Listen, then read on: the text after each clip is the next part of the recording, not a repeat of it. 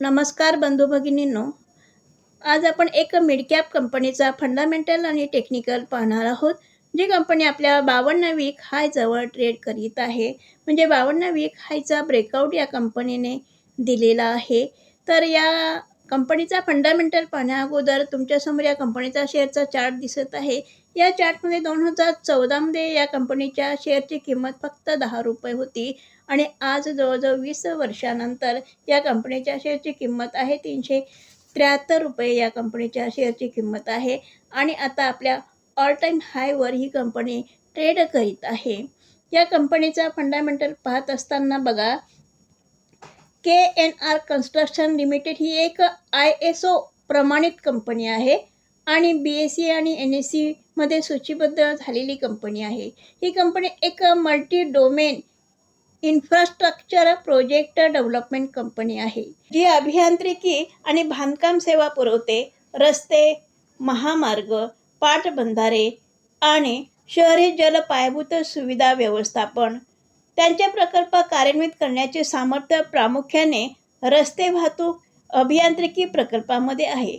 जसे की रस्ते, महामार्ग, उड्डाणपूल आणि पुलाचे बांधकाम आणि देखभाल जे प्रकल्प हाती घेतलेले असतात त्या प्रकल्पाचा हा एक अविभाज्य भाग आहे.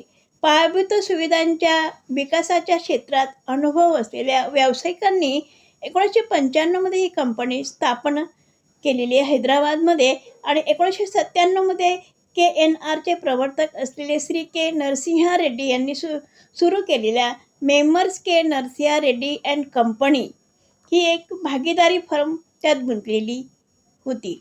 2008मध्ये BSE व NSEमध्ये सूचीबद्ध ही कंपनी झाली आहे. सध्या कार्यान्वित असलेले काही रस्ते प्रकल्प संयुक्त उपक्रम भागीदारांकडे आहेत. अरुणाचल प्रदेश, बिहार, मध्य प्रदेश, आंध्र प्रदेश, कर्नाटक, केरळ आणि तामिळनाडू या भागातील विविध राज्यांमध्ये 20 प्रकल्प हाती घेतलेले आहेत. या कंपनीचा मार्केट कॅपचा विचार केला तर या कंपनीचा मार्केट कॅप आहे ₹10,475 कोटी. या कंपनीचा शेअरचा PE रेशो आहे 13.51 आहे. ही कंपनी आपल्या शेअरहोल्डरांना डिव्हिडंड देते. डिव्हिडंडचं प्रमाण खूप कमी आहे, 0.07 आहे. या कंपनीचा शेअरचा ROCचा विचार केला तर 25.4 आहे. ROC चांगला आहे. ROEचा विचार केला तर 23.8 आहे. डेबिट टू इक्विटीचा विचार केला तर 0.36 आहे. म्हणजे खर्च पण फार जास्त नाही. गेल्या 5 वर्षापासून प्रॉफिट ग्रोथ वाढवत आहे. प्रमोटर होल्डिंग थोडी कमी झालेली आहे 3 वर्षापासून. नंतर क्वार्टरली नेट प्रॉफिट वाढलेला आहे. चालू वर्षाचा नेट प्रॉफिट वाढलेला आहे. FI आणि DIचे प्रमाणसुद्धा वाढलेले आहे. अशी ही मिडकॅप कंपनी आपल्या 52 वीक हाय जवळ ट्रेड करीत आहे. या कंपनीचा आता आपण चार्ट पाहूया. ट्रेडिंग व्यू प्लॅटफॉर्मवर KNR कन्स्ट्रक्शन लिमिटेड या कंपनीचा शेअरचा चार्ट लावलेला आहे. तुम्हाला दिसत 1 डे टाईम फ्रेम आहे. 1 डे टाईम फ्रेममध्ये तुम्हाला दिसत असेल की 344 ही जी लेवल आहे ही लेवल रेजिस्टन्सचं काम करीत आहे. कारण या रेजिस्टन्सवरनं या लेवलवरनं शेअरचा चार्ट खाली आलेला आहे आणि पुन्हा वर जाण्याचा प्रयत्न केला. पुन्हा 305 या लेवलपर्यंत गेला, तिथून खाली आलेला आहे. पुन्हा 305 या लेवलपासून खाली आलेला आहे.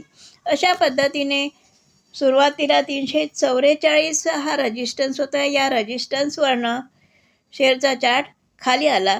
पुन्हा 305 हा रेजिस्टन्स बनवलेला आहे. या रेजिस्टन्सवरनं पण खाली आलेला आहे आणि पुन्हा तिसऱ्यांदा 330 हा रेजिस्टन्स बनवलेला आहे. 330 हा रेजिस्टन्स बनवला आणि 330 रेजिस्टन्सवरनं हा शेअरचा चार्ट खाली आलेला आहे. तर पुन्हा पुढे बघा, हा 300 पुन्हा वर जाण्याचा प्रयत्न केला आणि 305 हा जो रेजिस्टन्स आहे त्या रेजिस्टन्सवरनं शेअरचा चार्ट खाली आलेला आहे.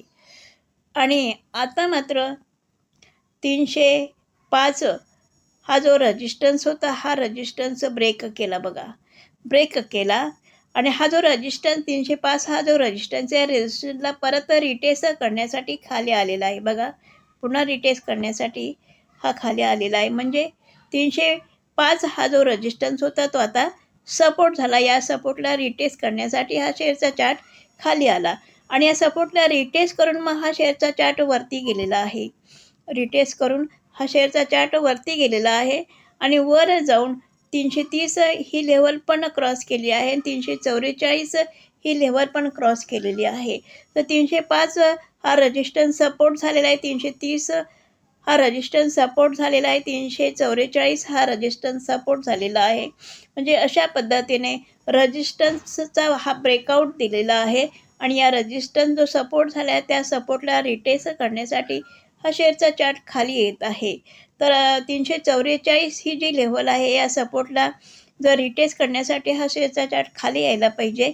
तो येतो आहे, खाली इथपर्यंत यायला पाहिजे आणि इथून रिटेस्ट जर झाला, रिटेस्ट करून वर गेला तर येणाऱ्या दिवसामध्ये जे टार्गेट मिळेल ते पण खूप मोठे मिळू शकेल. एवढे टार्गेट त्याच्यामध्ये मिळू शकेल. तर अशा पद्धतीने हा रिटेस्ट होत आहे, आपल्या सपोर्टला रिटेस्ट करण्यासाठी खाली येत आहे आणि रिटेस्ट करून वर गेला पाहिजे. आता 1 वीक टाईम फ्रेम बघा. 1 वीक टाईम फ्रेममध्ये तुम्हाला दिसत असेल की 344 हा रेजिस्टन्सवरनं शेअरचा चार्ट खाली आला, पुन्हा 330 या लेवलपर्यंत गेला, 330 हा रेजिस्टन्स बनवला, तिथून तो खाली आला आणि पुन्हा 305 या रेजिस्टन्सपर्यंत गेला, तिथून हा खाली आलेला आहे. अशा पद्धतीने 3 वेळा तो खाली आलेला आहे आणि चौथ्या वेळा मात्र हे सर्व रेजिस्टन्स ब्रेक केलेले आहे. आता हे सपोर्ट झालेले आहेत आणि या रेजिस्टन्स सपोर्ट होऊन या 344 हा सपोर्ट जो आहे, सपोर्टला रिटेस्ट करण्यासाठी शेअरचा चार्ट खाली येत आहे. रिटेस्ट करून हा स्टॉक इथून रिटेस्ट करून वर जायला पाहिजे. म्हणजे अशा पद्धतीने 52 वीक हा ब्रेकआउट करून रिटेस्ट करून वर गेला तर मिळणारे टार्गेटसुद्धा मोठे मिळू शकेल. 1 मंथ टाईम फ्रेम बघा.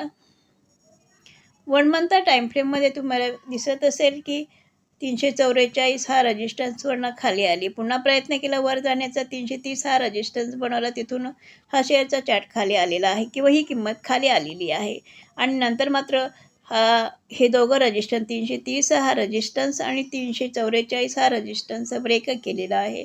ब्रेक करून काही दिवसांमध्ये किंवा एक दोन महिन्यानंतर 344 या लेव्हलला रिटेस्ट करण्यासाठी हा शेअरचा चार्ट खाली यायला पाहिजे. कारण हा 1 मंथ टाईम फ्रेम आहे, ही एक कॅन्डल एका महिन्याची आहे, ही एका महिन्याची कॅन्डल आहे आणि मग जर रिटेस्ट करण्यासाठी जर खाली आला तर पुढची कॅन्डल ही लाल होऊ शकते, म्हणजे तो चार्ट खाली येऊ शकतो आणि पुन्हा मग त्याची पुढची कॅन्डल ही ग्रीन होऊ शकते.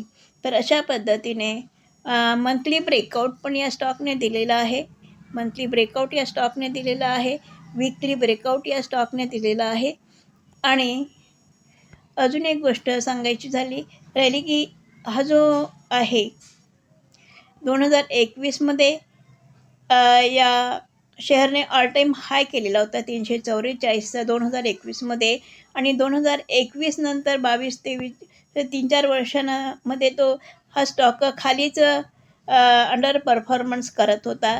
आता 2024मध्ये मात्र या स्टॉकने ब्रेकआउट दिलेला आहे. आपल्या ऑल टाईम हायचाही ब्रेकआउट दिलेला आहे, 52 वीक हायचा पण ब्रेकआउट दिलेला आहे आणि मंथली ब्रेकआउटसुद्धा दिलेला आहे. तर माझा व्हिडिओ आवडला असेल तर लाईक करा, शेअर करा, सबस्क्राईब करा. हा व्हिडिओ एज्युकेशनल पर्पज म्हणून बनवलेला आहे, बाय सेल रिकमेंड माझ्याकडून नाही, हे लक्षात घ्या. धन्यवाद.